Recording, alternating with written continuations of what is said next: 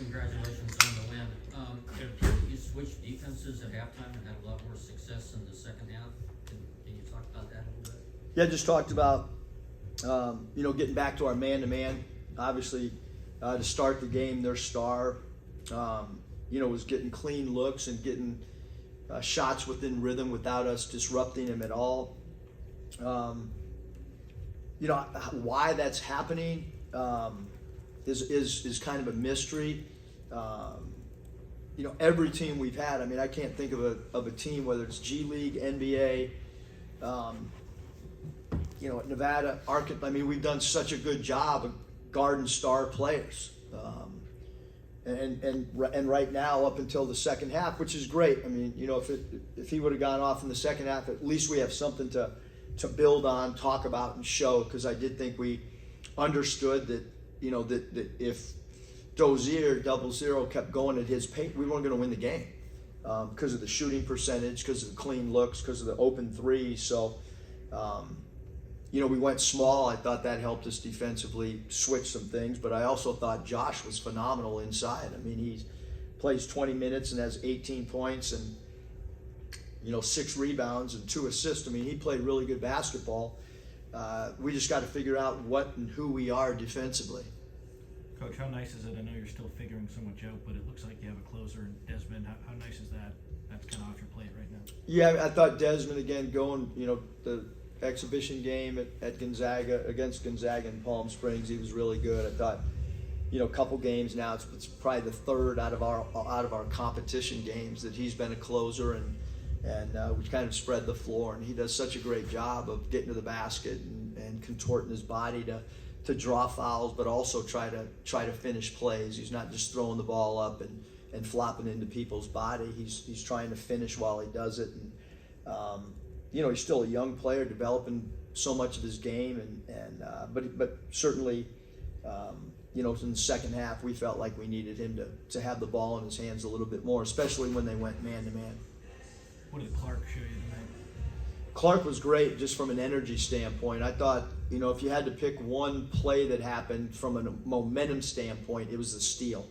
It got a little bit of the crowd involved somewhat, and so that was a big play. I know our bench had a lot of energy after that steal, and he's an offensive threat out there, although he only went 1 of 4 tonight, but.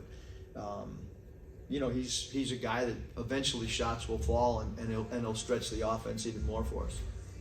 Josh had a real big first half into the early part of the second half, but you didn't go back to him. Was it simply because of defense? Yeah, and it was we just weren't guarding. That's it's not one guy's fault. But we wanted to play a little smaller and try to get some more transition, and obviously we scored 6 more points in the second half, and I thought our pace of play was a little bit more what we want. Scoring 43, I thought the 37 was just too slow a pace for us overall. What difficulties did you see with handling Grambling's zone defense? Well, their zone is unique because they reach a lot. When you get the ball in the middle, they collapse, and they're super aggressive. We just had way too many passes deflected. That was an issue, and Saint's done a great job taking care of the ball, but the 6 turnovers tonight that's a lot of turnovers. For one player when our team, only had 13.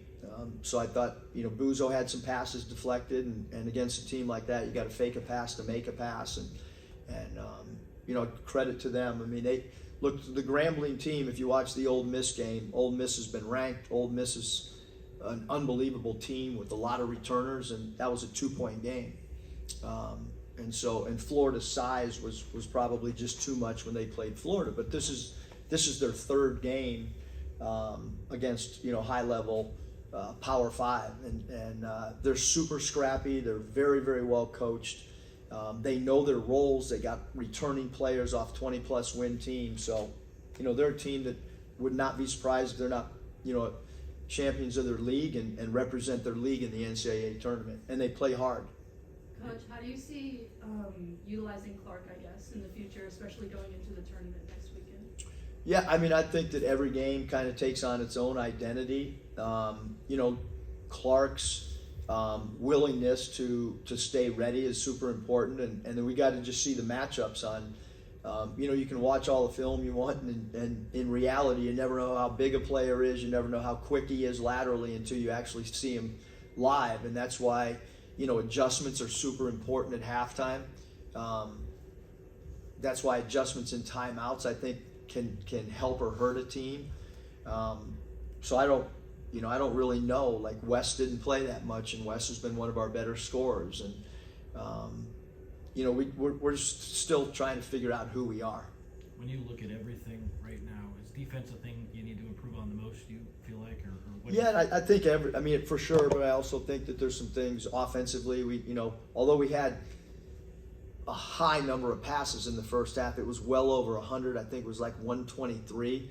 We ended up over 200, which is always a good you hardly ever lose when you get over 200 in the way that we play, at least. So I think the unselfishness, we had 17 assists the other night. We had a high, so I think they're trying offensively to share the ball. But certainly defensively, we need to play defense like we did in the second half. We need to carry that over. St. Mary's a pretty tough team from a defensive standpoint, because I've been around the guy. Like, they know every read on how you play pick and rolls. They're programmed. These guys are a machine offensively, how they execute from an offensive standpoint. So, and they really know their roles. Again, in my opinion, they're as well coached as anybody in the country. Let's do two more. What's your plan for Thanksgiving? Do you like playing on Thanksgiving, and just what's the itinerary next week? Yeah, I think the biggest thing for playing on a holiday is to stay focused. We have a job to do. Playing in the NBA, whether it's Christmas, teams have to play on Christmas or Thanksgiving, or if we got to play.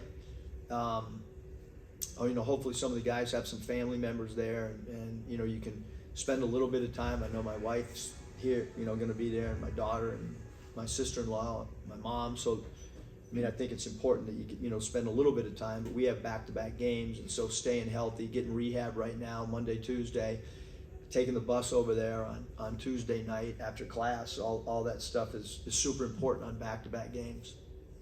And then the tournament's your last sort of non-conference stuff. What are you guys kind of focusing on in those games, I guess, before you enter the Big Ten? Yeah, we felt like we should have had different results against Cal. Super disappointed about that. We could have finished the homestand the way that the way that the goal was. We slipped up in that game. So now we gotta go play well, in my opinion, for 2 games, and all 3 teams are really good that we could potentially play. We have to worry about St. Mary's first, and they're gonna, their metrics is gonna. They're an NCAA tournament team. We're only however many games in, but they're going to be in the NCAA tournament. I can tell you right now that they are.